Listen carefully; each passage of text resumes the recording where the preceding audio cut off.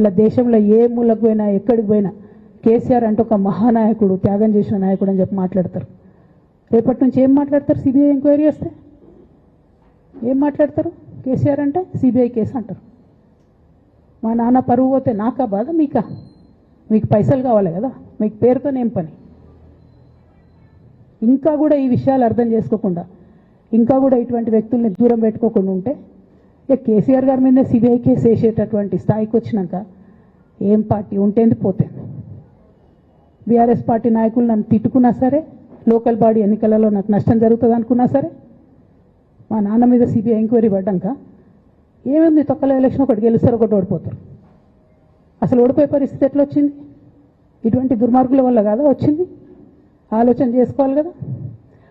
అంటే నా దగ్గర పైసలు ఉన్నాయి, టీవీలు ఉన్నాయి, సోషల్ మీడియాలు ఉన్నాయి, ఏటు పడితే అటు మాట్లాడతామంటే తోలు తీస్తాం చెప్తున్నా నేను. గీత గీసుకుంటాం బిడ్డ. మీరు ఒక్క కమెంట్ పెడితే మేము 10 చేస్తాం.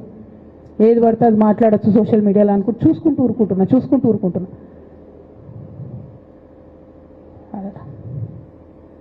పెద్ద సార్ దగ్గరకు వచ్చినాక ఇక కాంప్రమైజ్ అయ్యేది ఏం లేదు.